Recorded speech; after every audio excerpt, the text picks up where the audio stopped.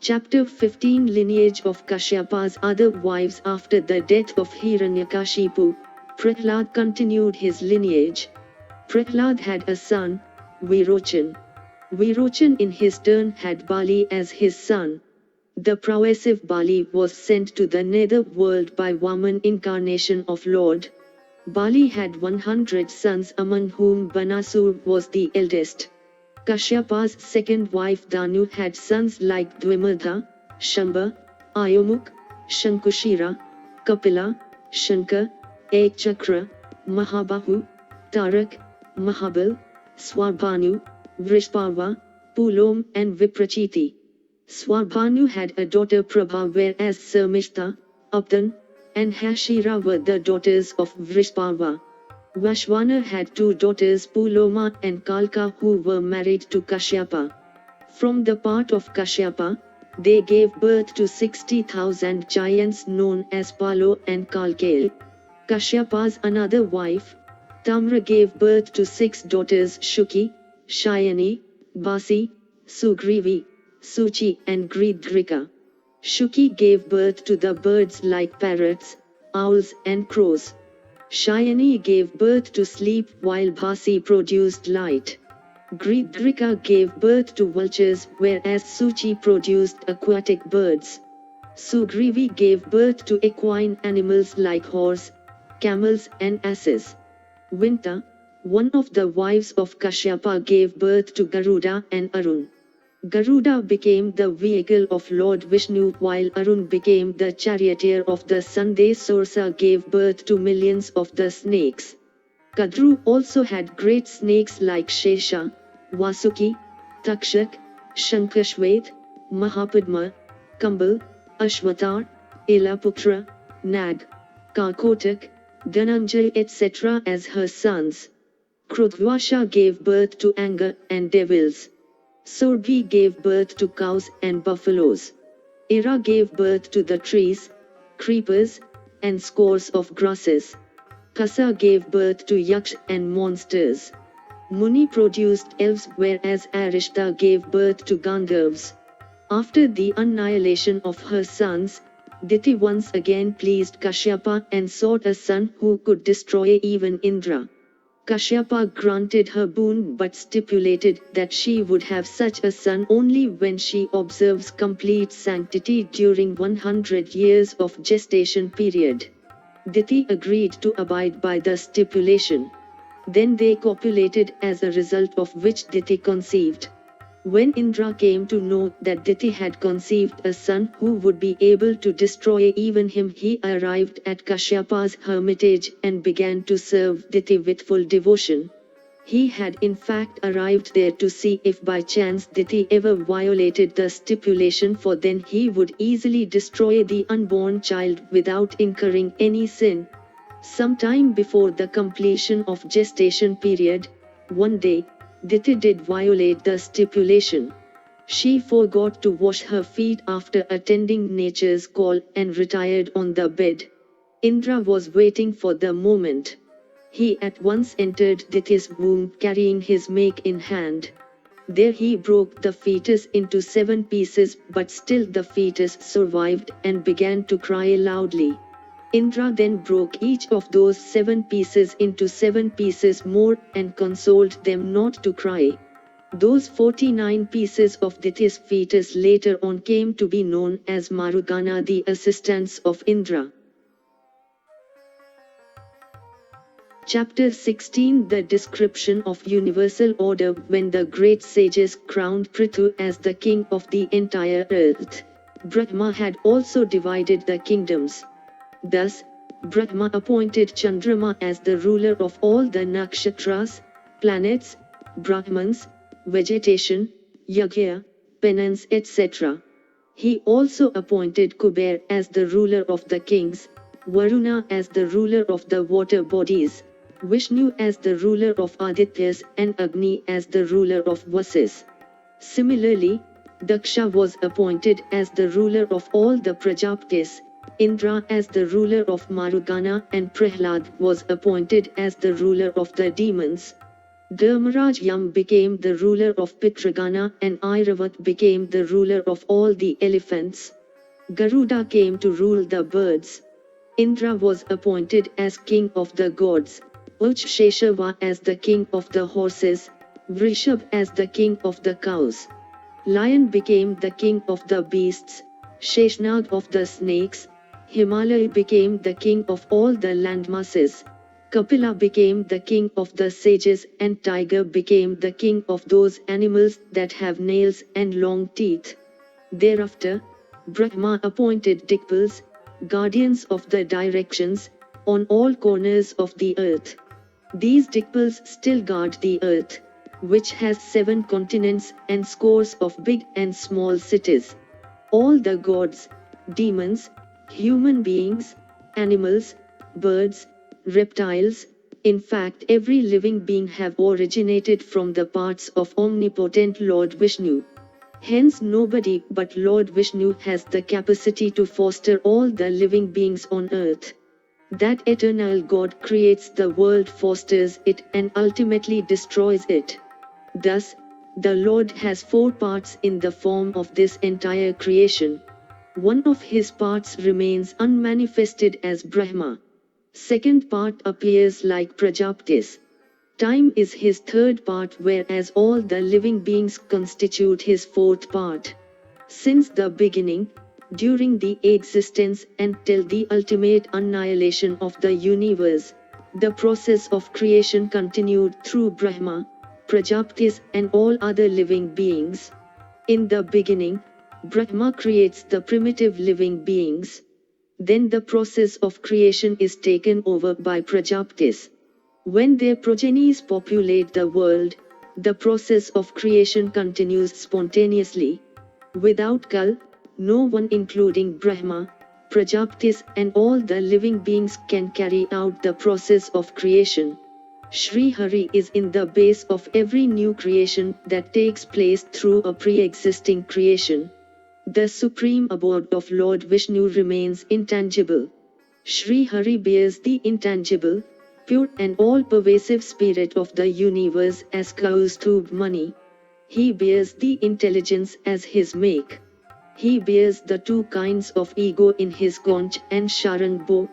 3rd kind of ego is present as the wheel in his hand. Vaijayanti garland that adorns his neck represents 5 senses and 5 physical elements. He bears the sense and motor organs as the arrows and the sword that he holds is knowledge.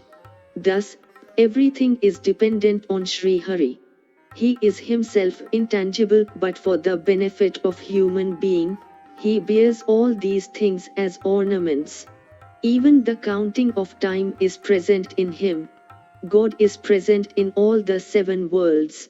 He is the base of all the knowledge, our ancestor and the ancestors of our ancestors. He is present in the gods, human beings, animals, all the Vedas, Ayurveda, Purana and other religious scriptures. All the visible and invisible things in the world have Lord Vishnu in them. Nothing is different from him. Such a feeling in the mind keeps all the miseries and physical ailments away. Part 2 Chapter 1 Description of Priyavrat's lineage. Maitreya says, O sage, now I wish to hear the description of the lineage of Priyavrata who was the son of Swayambhu Manu. Parashar says Priyavrata was married to the daughter of sage Kardam. They had 2 daughters and 10 sons. 3 of his sons Medha, Agnibahu and Putra knew everything about their previous births. Hence, they did not take any interest in royal luxuries. The remaining 7 sons received the domain of 7 parts of the earth from their father Priyavrata, who then had taken to penance at a greatly sacred place named Shalgram. Among the 8 Vasas, one was Hima. Merudevi was his wife. They had a son Rishabh. Rishabh had 100 sons, among which Bharata was the eldest. When he grew old, Rishabh transferred the honors of his kingdom on his eldest son Bharata and himself took to penance in the forest. Since then, this landmass that stretches from the snowy peaks of Himalayas to the splashing Indian Ocean is known as Bharatavarsa. Bharata had a religious-minded son Sumti. Indradyumna was the son of Sumti. Indradyumna's son was Parmeshti. After him, the lineage of Priyavrata continued as follows: Pratihar, Pratihrata, Bhav, Ajit, Prastav, Prithu, Naka, Gaya, Nar, Virat, Mahavirya, Dhiman, Mehend, Manasyu, Twesta, Viraj, Raj, Shatajit. Shatajit had 100 sons whose descendants populated the earth. They divided Bharatavarsa into 9 parts. Chapter 2 Geographical Description. The earth has 7 great islands: Jambu, Plaksha, Shalmali, Kush, Kronch, Shak and Pushkar. These are surrounded by oceans having saline water, sugarcane juice, wine, ghee, curd, milk and sweet water respectively. Jambudvip is situated at the center. Situated at the center of Jambudvip is Golden Sumeru Mountain, Himalayas, which is 84,000 yojans high. Towards the south of Sumeru are Himavan, Hemkut and Nishad mountains. Towards its north are Nil and Shringi mountains. All these mountains are 2,000 yojans high with similar expansion. Towards the south of Sumeru mountain, Bharatavarsa is the first landmass followed by Kimpurushvarsha and Harivarsha. In the north of Sumeru mountain, Ramayak is the first landmass followed by Hiranyamay and Uktakuruvarsha. All these landmasses have expansion of 9,000 yojans. At the center of these landmasses is Ilavritvarsha that bears Sumeru mountain. On the 4 sides of Sumeru mountain are 4 smaller mountains that seem to support the massive Sumeru. Among these 4 mountains, Mandarachal mountain is in the east and in the south is Gandhamdan. Vipul is in the west and Suparj is in the north. All these 4 mountains are 10,000 yojans high and have lofty trees of Kadamba, Jambu, Pipal and Banyan. Because of abundance of Jambu trees, this island came to be known as Jambudvip. It bears big fruits, which scatter all around upon falling on the earth. Their juice gives rise to the river Jambu. It is said that its water is capable of keeping demerits like sweat, foul smell, old age and loss of senses away from the drinker. When the juice of this fruit dries, it leaves the soil golden in color. Towards the east of Sumeru mountain is Bhadrashvavarsha and towards the west is Ketumlavarsha. Midway between the two is Ilavritvarsha. On the eastern side of Meru mountain is the forest of Chaitrarath. In the south is Gandhamdan and in the west is Vagraj and towards the north is the forest named Nandan. Mount Sumeru also holds 4 holy lakes named Arunodaya, Mahabhadra, Asituda and Manas. Shitamb, Kumung, Kukri, Malyavan, Vakant are some of the peaks situated towards the eastern side of Sumeru. Towards the southern side are the peaks of Trikut, Shishir, Patang, Rachak and Nishag. In the west are situated peaks of Shikivasa, Vadyoya, Kapila, Gandhamdan and Jarudhi, and in the north are situated the peaks of Shankut, Rishabh, Hans, Nag and Kalanj. Above the Mount Meru is situated Brahmapuri of Brahma, which has an expansion of 14,000 yojans. The Ganges that rises from the feet of Lord Vishnu circles the lunar sphere before falling in Brahmapuri. Thence it divides into 4 rivers: Sita, Chakshu, Alaknanda and Bhadra that flow into 4 directions.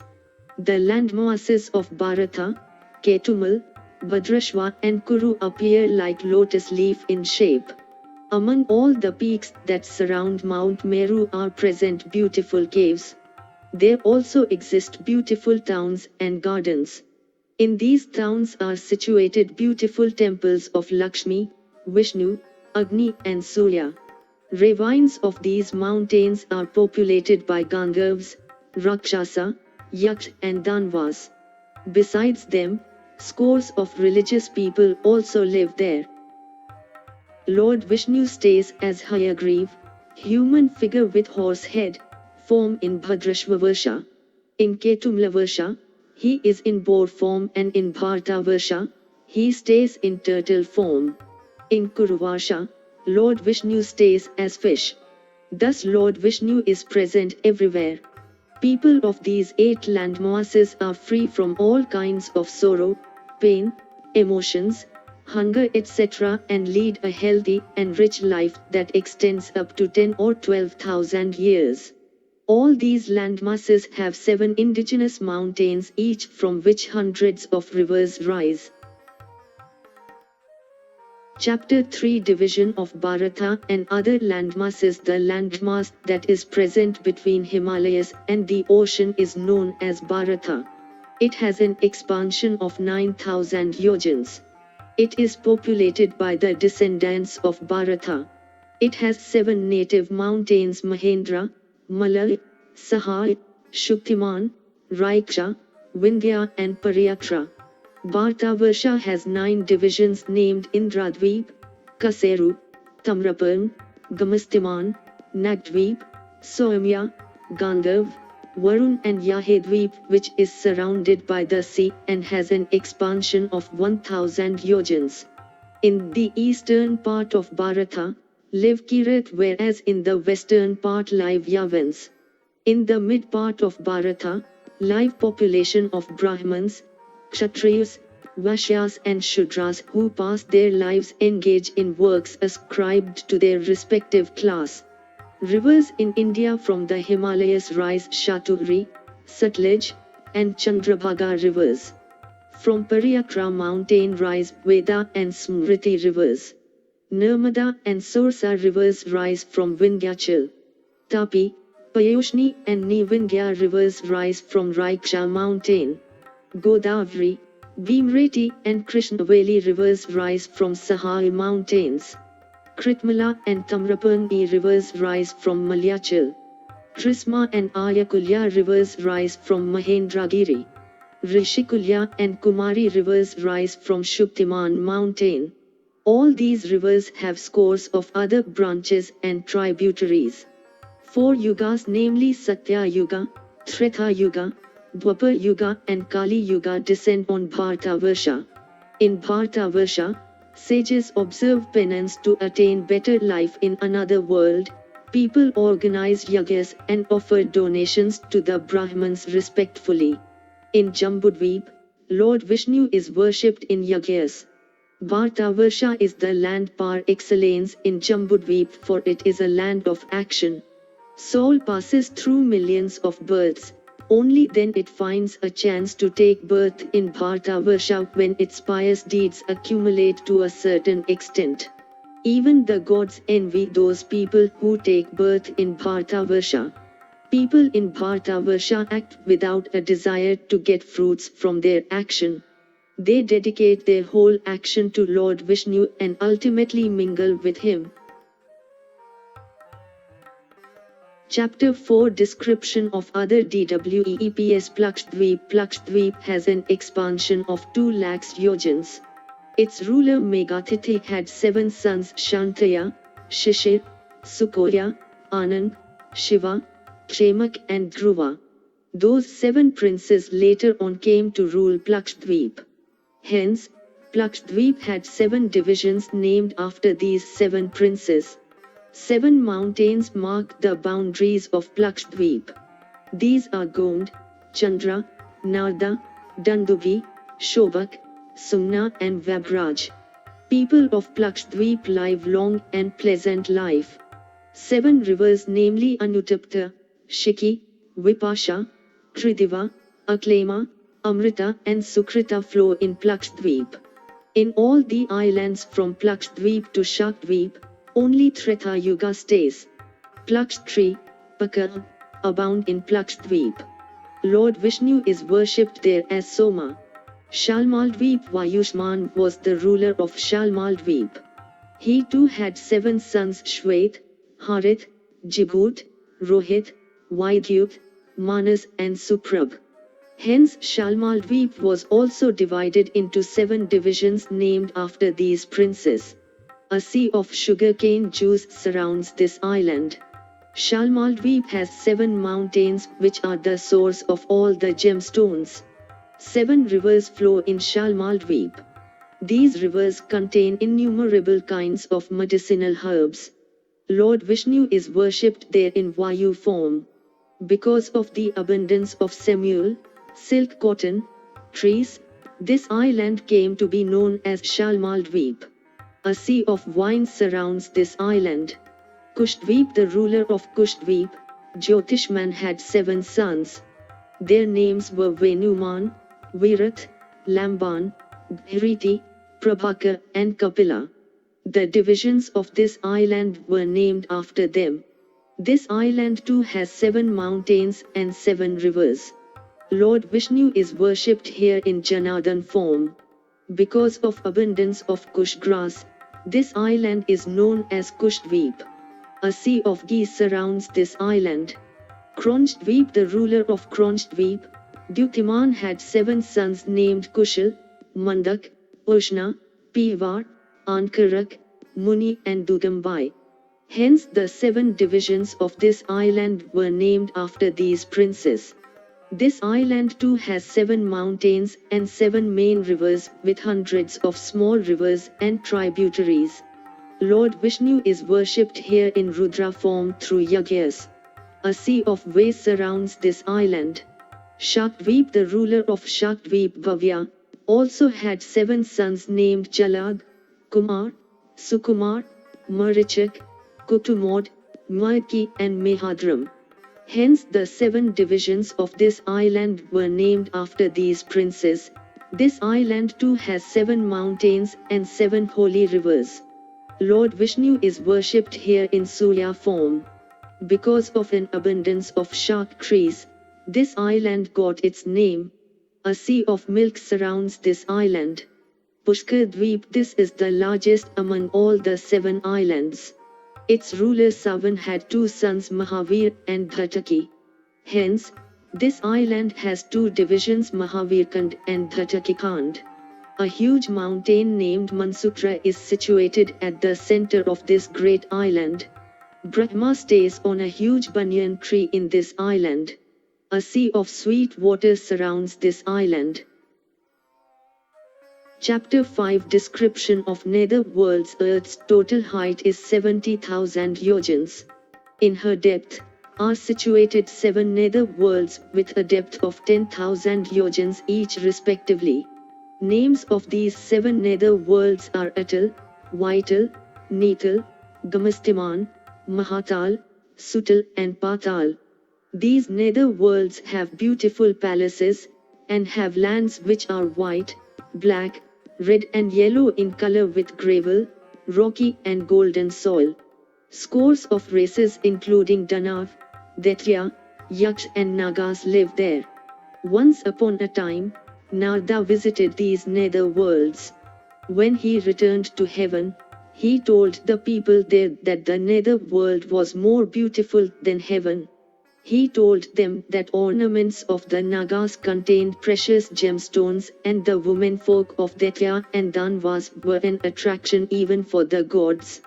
The sun was illuminating in the nether worlds but not scorching. Similarly, the moon only shone there but did not cause bitter cold.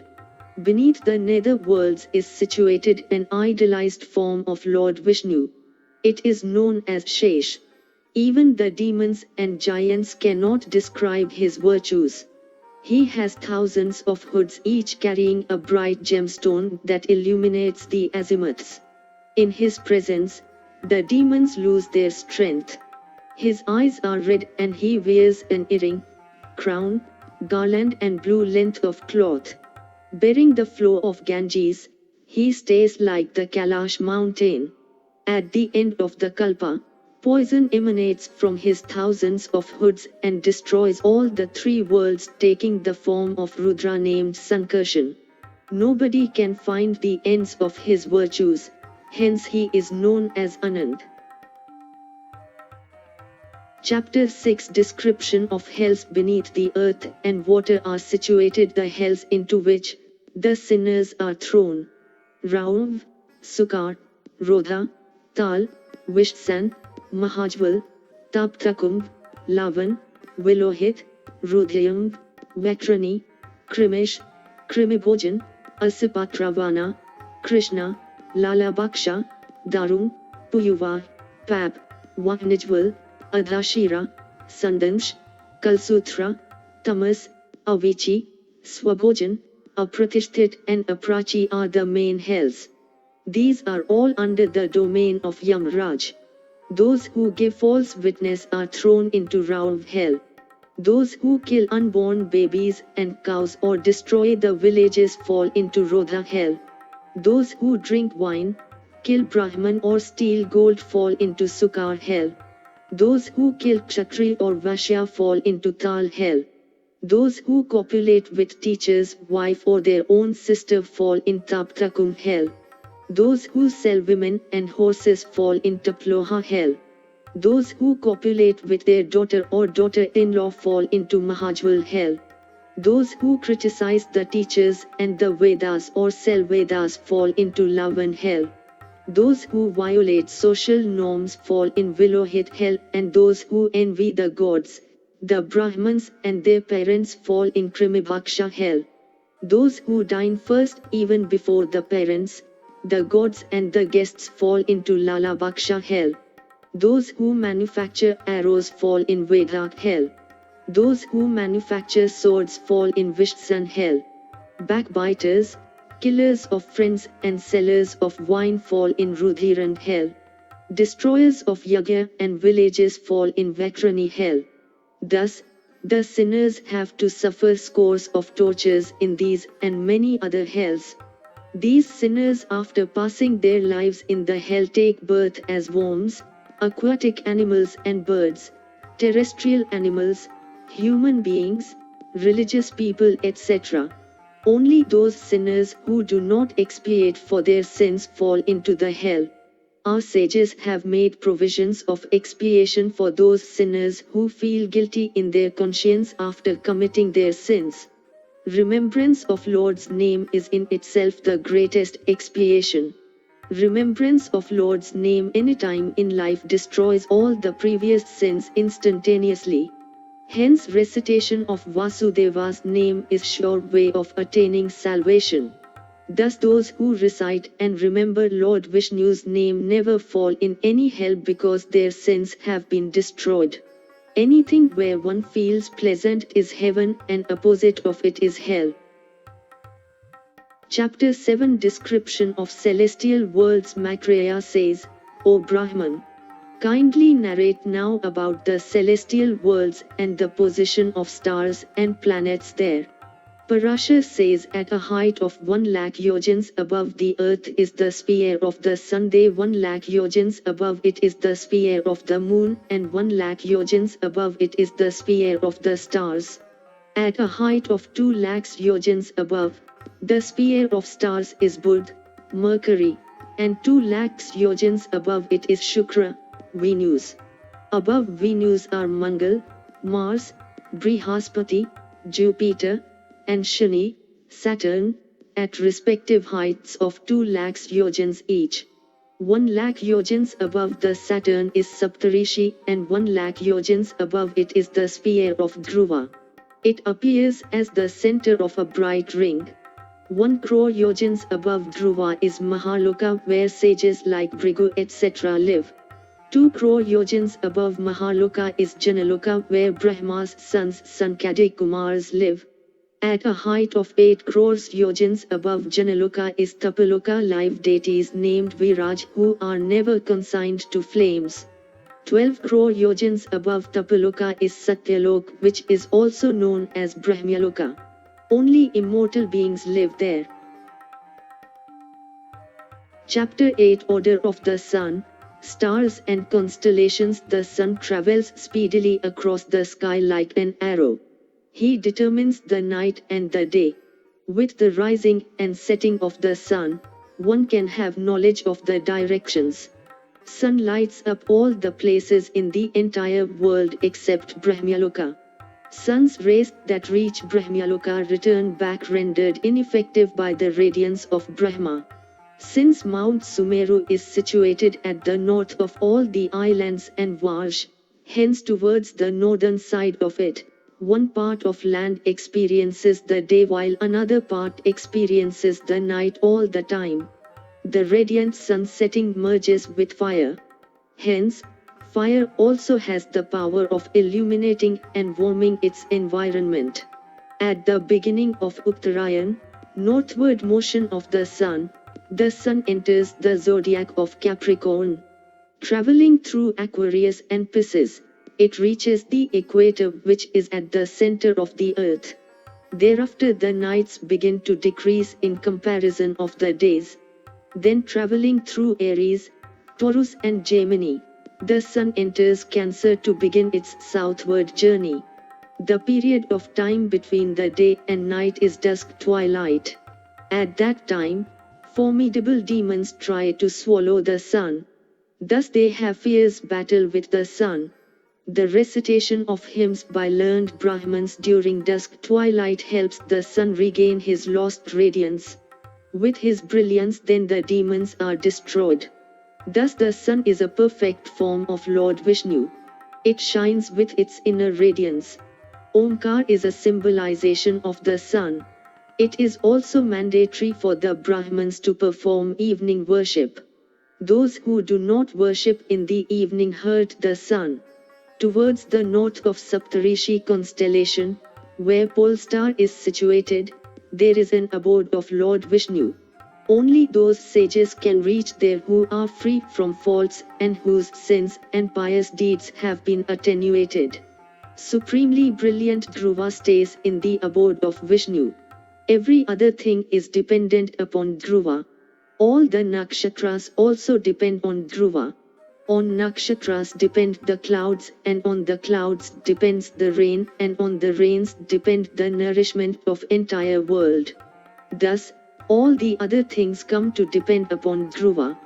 The sacred Ganges, which is the destroyer of every sin, also rises from the abode of Lord Vishnu. Dhruva bears the Ganges on his head.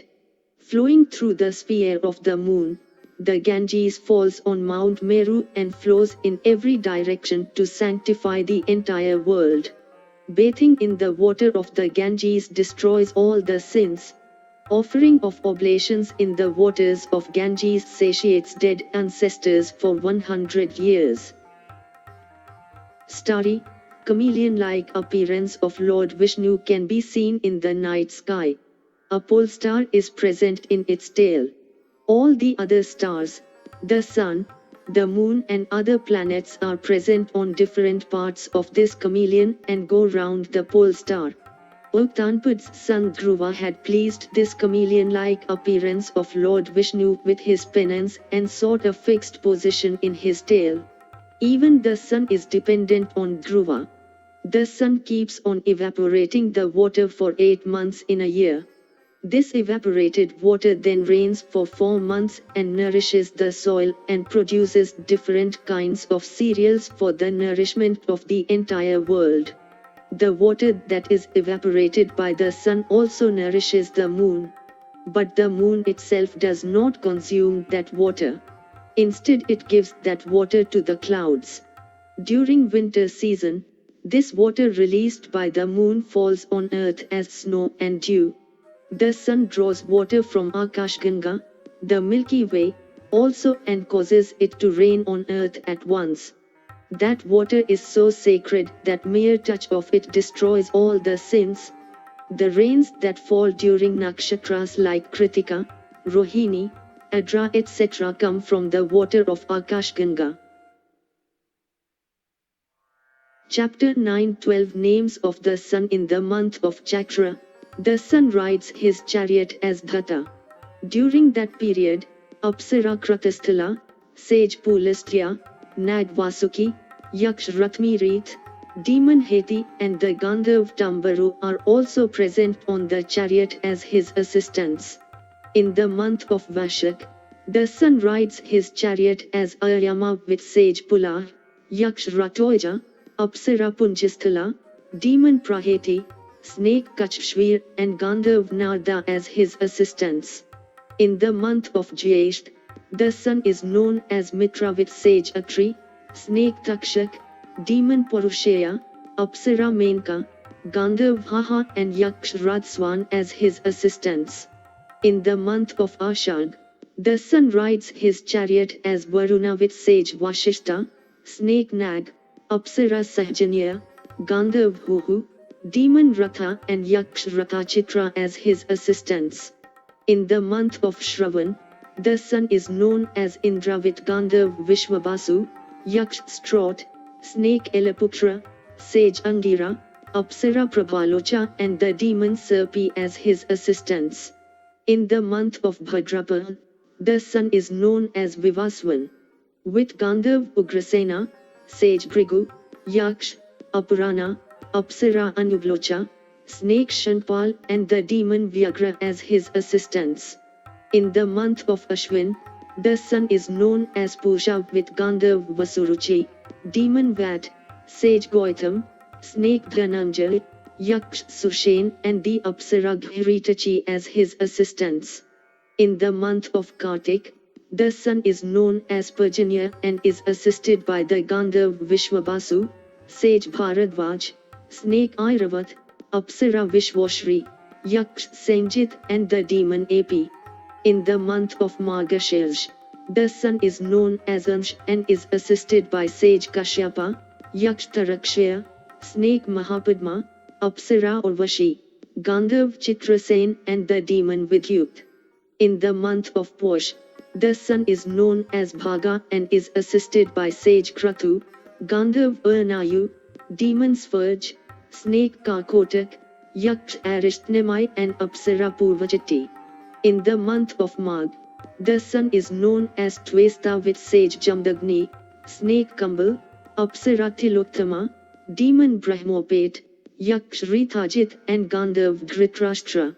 In the month of Phagan, the sun is known as Vishnu and is assisted by snake Ashwatar, Apsara Ramba, Gandharv Suryavacha, Yaksh Shatajit, sage Vishwamitra and the demon Yagyopet.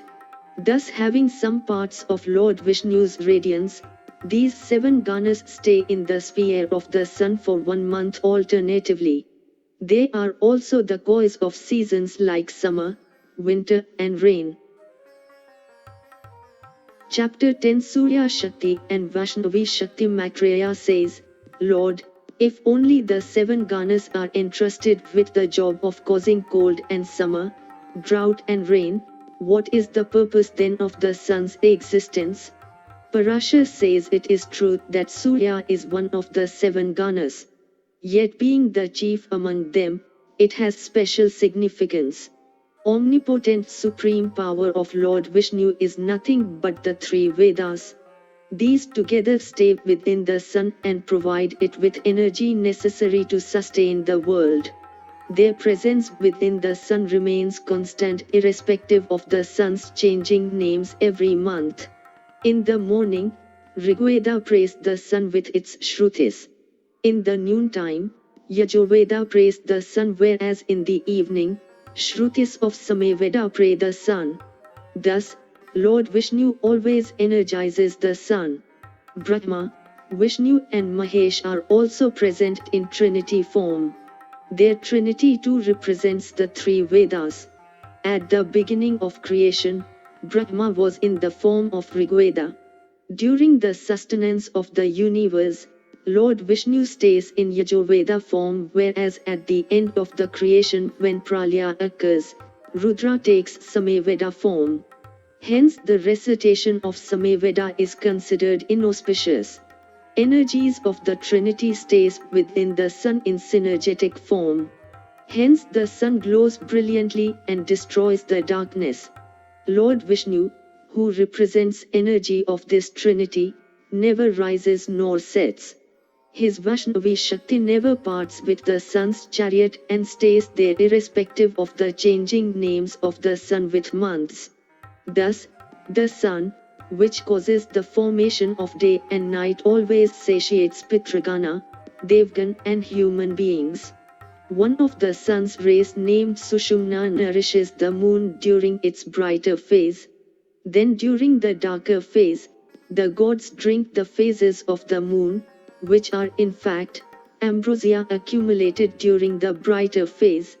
When 2 days are left for the completion of darker phase, Pitragana drink the remaining 2 phases of the moon. Thus, the sun satiates the gods and the diseased ancestors. The water that the sun draws from earth is returned to the earth in the form of rains. This rainfall produces cereals, which nourish the entire population on earth. Chapter 11 Description of the 9 planets. The moon rides a chariot with 3 wheels. This chariot is hauled by 10 horses. During its entire journey, the moon passes through all the 27 nakshatras. These horses haul the moon's chariot for a complete kalpa. With his rays, the sun nourishes the moon, which loses its strength because of drinking of its ambrosia by the gods. When the gods brought even the last drop of nectar from the moon, it enters the sun's sphere. That day is known as Amvasya, moonless night. That day, the moon first enters the water, then the foliage of the trees, creepers, etc., and ultimately enters the sun's sphere. That is why, anybody who cuts trees or even plucks a leaf commits crime equal to killing of Brahman. On the day of Amvasya, Pitragana drink the nectar from the moon and feel sated. Thus, moon sates the gods during the brighter phase and the Pitragana during darker phase. The moon also showers its nectar on the trees, creepers and other vegetation. It also causes exhilaration for the human beings, animals, birds and creatures like insects, etc. Buddha, Mercury, is the son of the moon. His chariot is made of fire and air and is hauled by 8 horses of deep yellow color. The chariot of Shukra, Venus, is also very splendid and is adorned by beautiful flags. Mangal, Mars, rides a golden chariot, which is born from the fire. His chariot is hauled by 8 red horses.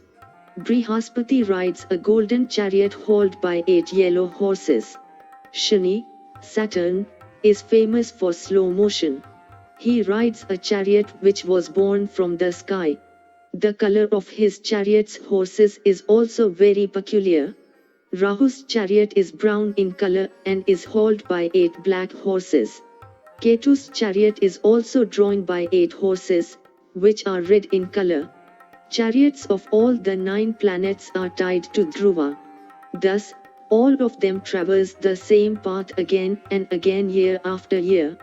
Sighting of Shishumar Chakra, constellation path, in the night destroys all the sins that a human being commits during the daytime. Water is a tangible form of Lord Vishnu. Even the earth was born out of water. Stars, all the 3 worlds, forests, vegetation, mountains, directions, rivers, sea and entire nature is the form of Lord Vishnu. This vivid nature thus shows omnipresence character of Lord Vishnu. Chapter 12 Life Sketch of Bharata. Maitreya says, Lord, now I wish to hear various tales from the life of King Bharata. He was born in a pious land and always contemplated on God. Even then, why he failed to attain salvation? What did he do in his next birth as a Brahman? Parashar says King Bharata always contemplated on God. He stayed at Shriram for a long time. There he used to recite the names of God and collect various materials for his worship. Other than that, he did not do anything. One day while he was taking bath in the river, a doe arrived at the opposite bank. She was in the final stage of pregnancy. While she was drinking water, a lion roared somewhere in the forest behind her. That roar frightened the doe so much that she jumped across the river to save her life. Exertion of jumping resulted in premature littering of her fawn, which fell in the river. On the other hand, the doe also could not bear the pain and died. King Bharata rescued the just-born fawn and brought it to his hermitage. Since then he began to foster the fawn with love and care. With time, Bharata's attachment grew for the fawn, and whenever it went out of sight, he would feel perplexed. Soon King Bharata deserted everything for the love of the fawn. He even left his routine worship and meditation, for it would be hard to concentrate whenever the fawn was near, and at times when the fawn was out of sight, it worried Bharata and hence he could not concentrate. But the fawn could not give up its natural instincts. When it grew up, one day, it happened to sight a herd of deer and mingled with it to find a mate of its own choice, and since that day, it never returned to the hermitage. Separation from the deer proved fatal for the King Bharata. While dying, his mind was fully concentrating on the thoughts of the deer which he had fostered with love and care. Because of it, Bharata took his next birth as a deer. But still he remembered his past life. So he deserted his herd and found a place in Shgram where he passed his time eating dry grass and foliage. In his next birth, Bharata was born in a cultured Brahman family. In this birth also, he remembered his past lives. Since birth, Bharata knew all the rituals and scriptures and saw his soul in a transcendental way. Hence, even after his thread ceremony, he did not take up his education. Even the teachers failed to incite his interest in education. Bharata roamed here and there, clad in rags, and was hence insulted by fellow Brahmins and village folk. Thus Bharata remained indifferent to the others' treatment and sustained himself on whatever little he got to eat.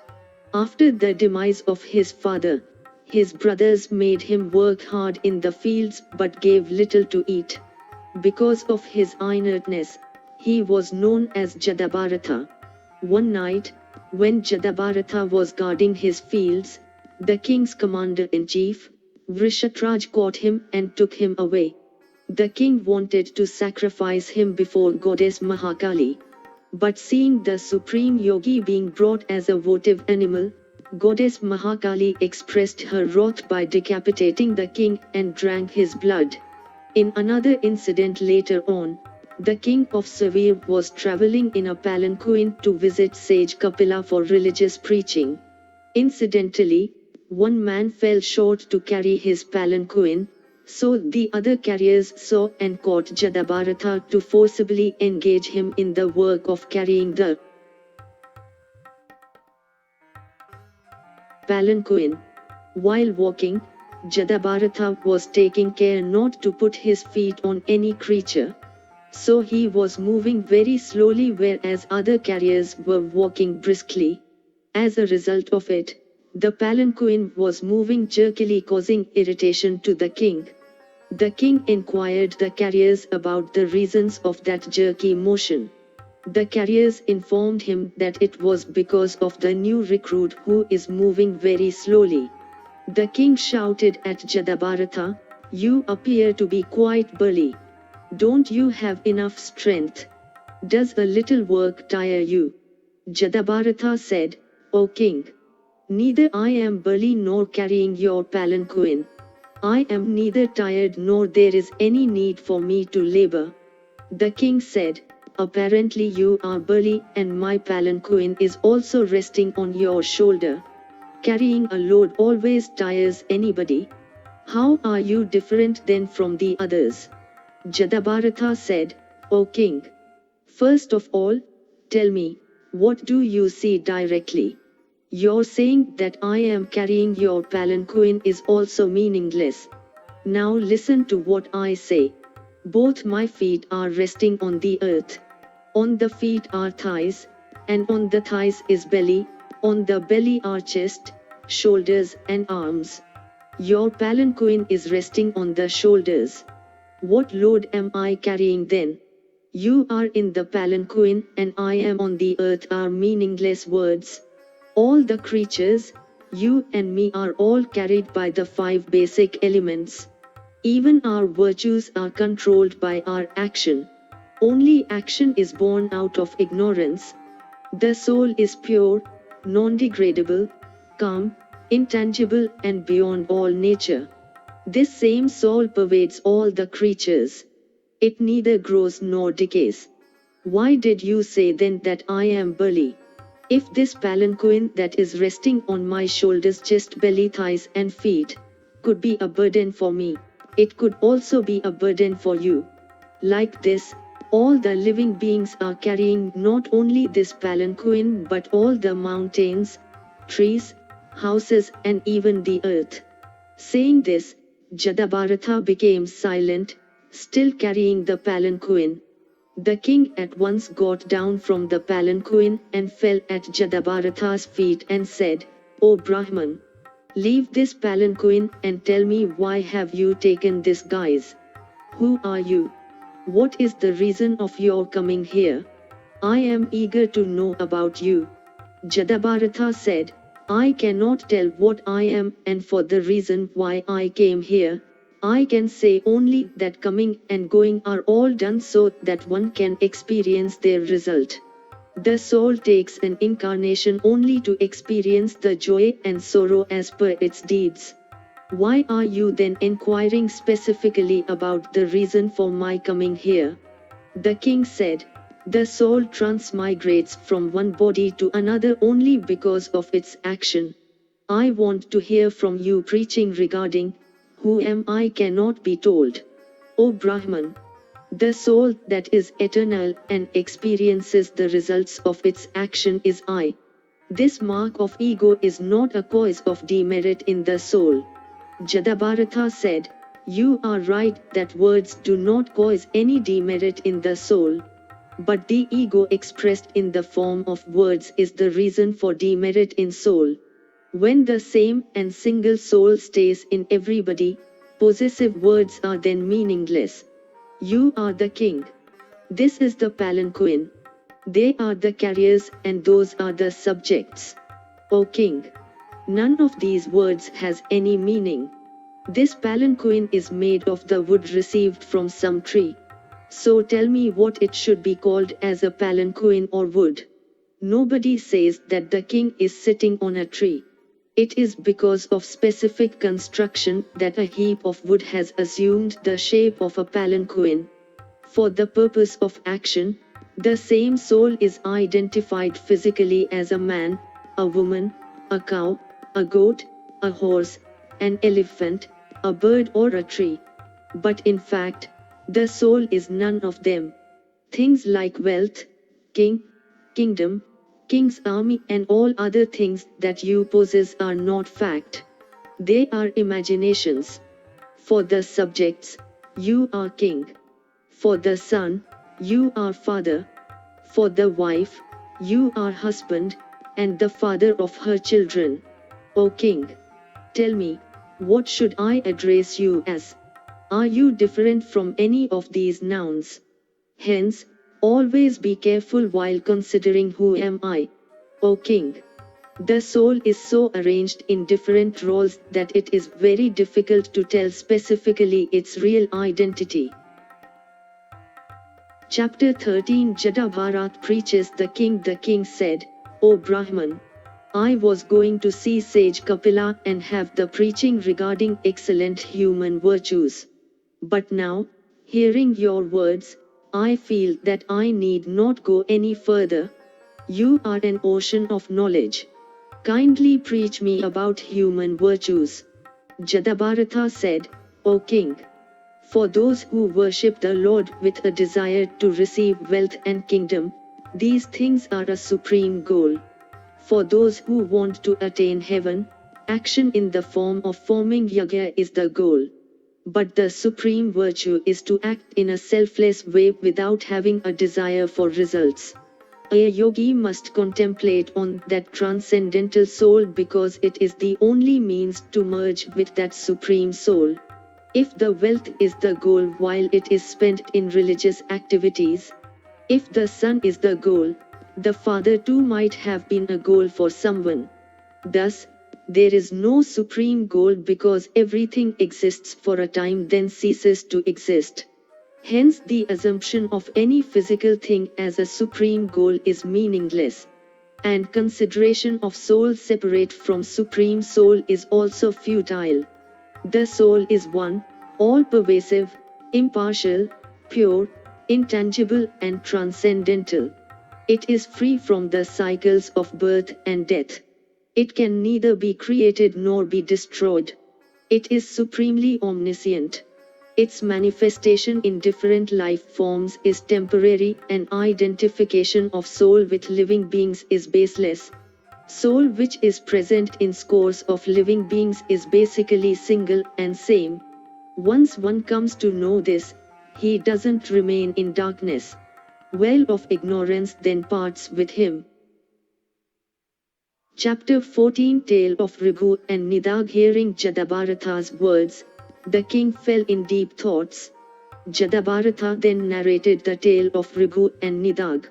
Once upon a time, in the beautiful town of Virnagar at the bank of the river Devika, there lived Nidag, the son of Pulastya. He was a disciple of Raghu, the son of Brahma. Once, after a gap of 1000 years, Raghu decided to see his disciple Nidag. So he arrived at Virnagar. Nidag welcomed and treated him warmly. In the night after dinner, they both sat together and Nidag asked him if he relished the food. Raghu said, "O Brahman, only those who feel hungry are sated. I have never experienced hunger or thirst. How then can I tell you about my satisfaction? Hunger and thirst are the virtues of the physical body. Health and satisfaction are the states of mind. O Brahman, ask this question only to those who have these virtues, not me. Even the qualities of food like deliciousness and insipidness are meaningless because a delicious edible item loses its taste after some time and causes irritation instead of satisfaction. Hence you should strive to develop a sense of impartiality towards delicious and insipid food items. Also sense of impartiality is essential to attain salvation."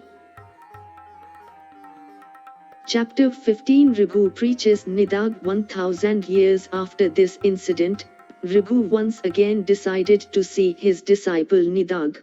So he once again arrived in Virnagar.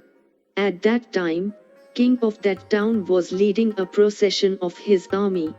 So there was a great crowd on the main road of the town. Nidag was carrying some worship materials from the forest, but seeing a huge crowd on the road, he stood aside waiting for its dispersion. Meanwhile, Raghu also arrived there. Seeing Nidag standing alone away from the crowd, Raghu approached him and asked why he was standing there. Nidag said, "O Brahman, today, the king of our town had taken out a procession. So I am standing here waiting for the dispersion of crowd so that I can reach home and offer my worship." Raghu asked, "It appears from your words that you know everything about your town. Kindly tell me who is the king and who are the subjects." Nidag said, "The one who is riding an elephant is the king and those who are following him on the ground are his subjects." Raghu said, "O Nidag, you have shown me the king and the elephant together but did not show their distinguishing symptoms separately. Who is the king among them and who is the elephant?" Nidag said, "The one who is above is the king and the one who is beneath is the elephant." Raghu said, "Kindly elaborate what is above and what is beneath." As soon as Raghu finished his words, Nidag climbed on his shoulders and said, "Look, like the king, I am above you and like the elephant, you are beneath me. Ribhu said, if you are like the king and I am like the elephant, kindly explain to me, who are you and who am I? Nidag at once climbed down and fell at Ribhu's feet and said, certainly, you are the great sage Ribhu. Ribhu said, yes, I am Ribhu and I have come to preach you out of affection. Thereafter Ribhu preached Nidag on the universality of soul and development of impartial view and left. By his preaching, Nidaga's ignorance dispersed and he began to see all the creatures equal to impartially. O king! Like the Brahman who attains salvation because of impartial view, you also develop an impartial view regarding soul. Then you will not see anyone separate from you. Everything in this world is a manifestation of soul. Parashar says, thus preached by Jadabharatha, the king of Savir left his partial attitude. Jadabharatha too received salvation when he realized the true knowledge. Part 3 Chapter 1 Description of Manvantara's Makraya says, O Gurudev, now I wish to hear the description of all the Manvantaras and the Manus who ruled those Manvantaras. Parashar says, first Manu was self-begotten. After him 5 more Manus occurred, namely Swarochish, Uktam, Tamas, Ravat and Chakshush. All these Manus had occurred during the previous ages. The present Manu, Vavaswat, is the son of the sun and this Manvantara is 7th. In the Swarochish Manvantara, Pavat and Tushitkana were the gods. Vipushchit was Indra. Ojya, Stamb, Pran, Vad, Vrishab, Nitya and Parivan were the Saptarishis. Chakra and Kimpurusha etc. were the sons of Manu. Uktam was the Manu in Uktam Manvantara. Sushanti was Indra with Sudham, Satya, Japa, Pratirdan and Vashvarti were his Ganas. 7 sons of Vashishta were Saptarishis. In Tamas Manvantara, there were 4 categories of the gods, namely Supa, Hari, Satya and Sudhi. Each of them had 27 gods each. King Shibi was Indra during that Manvantara. Jyotirdhama, Prithu, Katya, Chakra, Agni, Vanak and Pivar were Saptarishis. During Ravat Manvantara, Vibhu was Indra. There were 4 categories of the gods, namely Amitabh, Gutrath, Vaikund and Sumedha with 14 gods each. Hiranyaroma, Vedsri, Urdhvabahu, Vedbahu, Sudama, Pajanya and Mehmuni were the Saptarishis. 4 Manus Swarochish, Uktam, Tamas and Ravat are said to be the direct descendant of King Priyavrat. During Chakshush Manvantara, Indra's name was Manojav. Apya, Prasud, Bhavya, Prithuk and Lake were the categories of gods, each with 8 deities. Sumedha, Viraja, Havishman, Uktam, Madhu, Atinama and Sahishnu were the Saptarishis. During the present Manvantara, the sun's brilliant son Shraddhadev is Manu. Aditya, Vasu and Rudra are the categories of the gods. Indra's name is Purnada. Vashishta, Kashyapa, Atri, Jamdagni, Gautam, Vishwamitra and Bharadvaj are the Saptarishis. Present Manu has 9 sons: Ikshvaku, Nrig, Drisht, Sharati, Narishant, Nabag, Arisht, Karush and Parishadra. Chapter 2 Birth of Savarnim Manu and next Manvantara's Makraya says, O sage, kindly narrate about the future Manvantaras that are to come. Parashar says Vishwakarma's daughter Sandhya was the wife of Surya. They had 3 children, Manu, Yam and Yamani. Sandhya once felt unable to bear the radiance of Surya. So, appointing Chaya, her shadow, in the service of Surya, she herself migrated to the forest and began to observe a penance. Surya mistook Chaya for Sandhya and copulated with her. This resulted in the birth of 3 children, one more Manu, Shani and Tapti. One day, getting angry for some unknown reason, Chaya, who was in the guise of Sangya, cursed Yam. Only then Surya and Yam came to know about her real identity.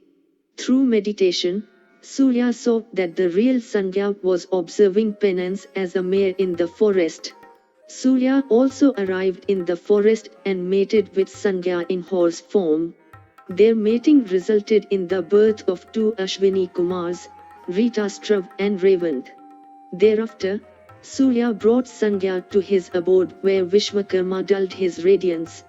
Chaya's son, Manu, was a sibling of Manu, hence he came to be known as Savarni.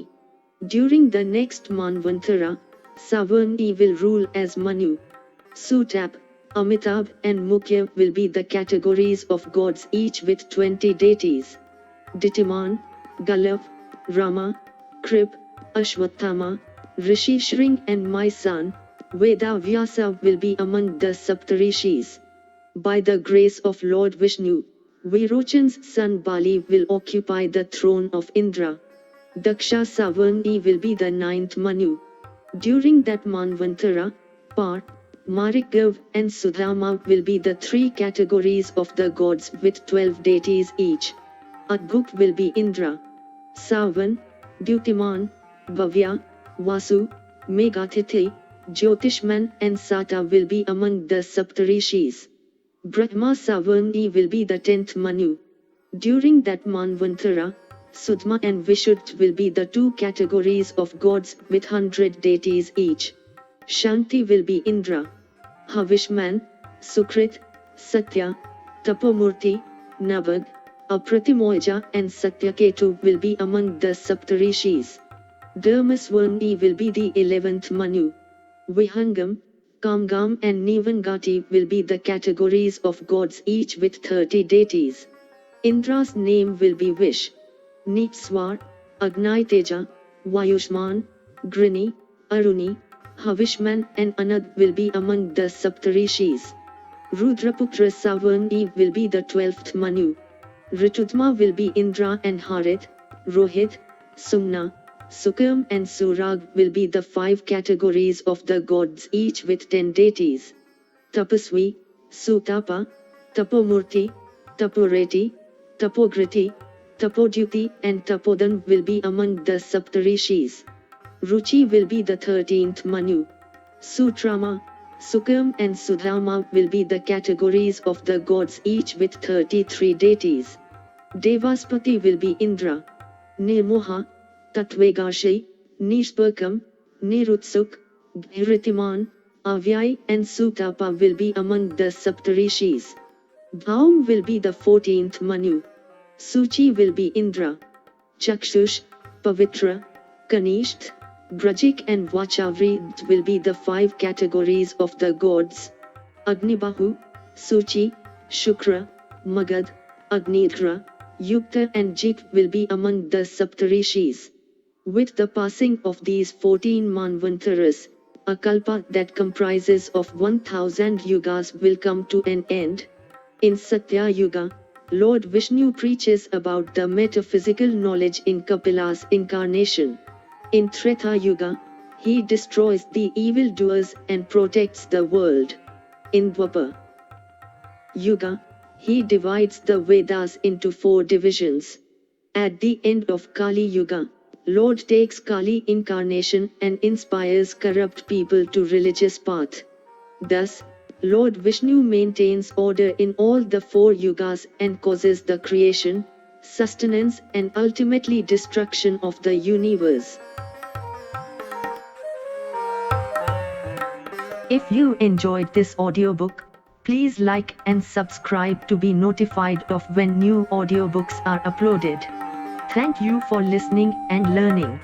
Shanti.